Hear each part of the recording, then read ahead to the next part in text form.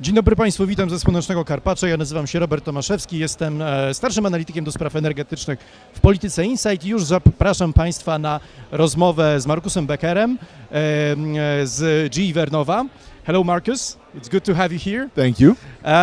In Karpacz we talk a lot about the energy transition and the challenges we are facing as a Europe, as a Poland. In Poland we are still a country dependent very much on coal. I want to ask you how you would define the moment in which we are with our climate transition just right now as a Europe.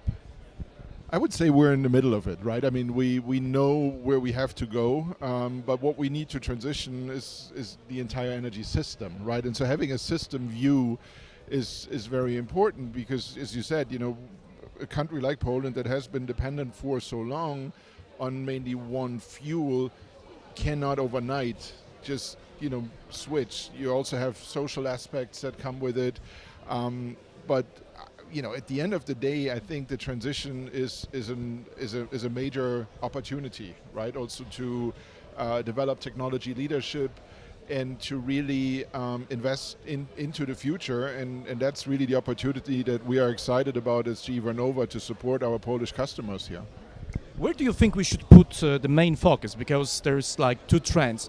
Should we speed up the transition and focus on achieving the climate goal, the climate neutrality in 2050, no matter the cost is?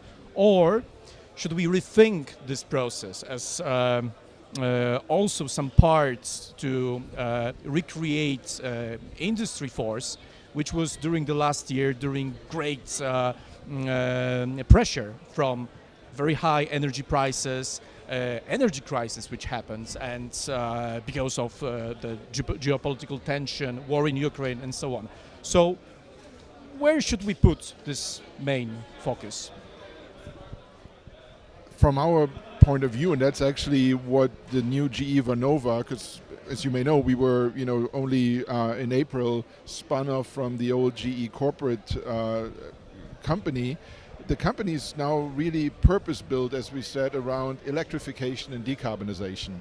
And those, I think, are really also in this transition the two utmost important things to focus on, right? Because there's a lot of opportunities to decarbonize through electrification, heating, transport, that actually also will have economic benefits for ordinary citizens. And then on the other side, with, you know, large industries, energy-intensive industries, there are decarbonization technologies out there, whether that is carbon capture, whether that is, you know, small modular reactors, which are, you know, being discussed in this country.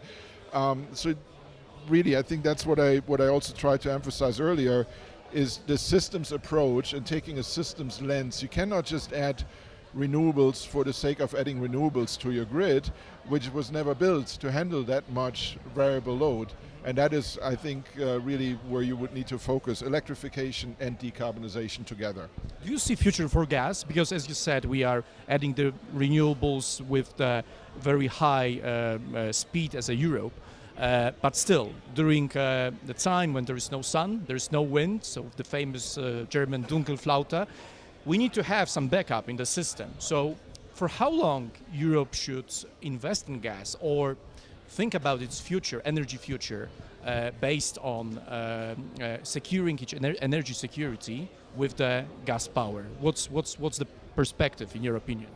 I think you hinted at a very important point with regards to the grid of the future and what that grid needs. Because of wind and solar, there is intermittency and you need flexibility.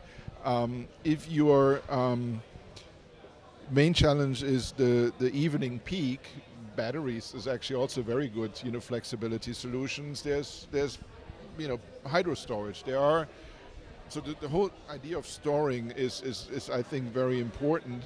But we need to, I think, also to an extent distinguish the gas turbine technology, so the rotating equipment, from the fuel, because the gas turbine has one unique feature, which is you have two distinguished decarbonization pathways. You can either decarbonize through switching to cleaner fuels like hydrogen, or you can add carbon capture on the back end. But what you still will need is this rotating mass on the system that provides inertia, that provides all kinds of grid services that go beyond just putting a kilowatt hour on the grid. The question is, how can you provide the right type of kilowatt hour? And there, gas turbines are just very, beautiful machines to do this. We still need them. Markus, thank you very much for the interview. Serdecznie dziękuję Państwu za to, że byliście z nami i zapraszam na kolejne rozmowy w ramach AmCham.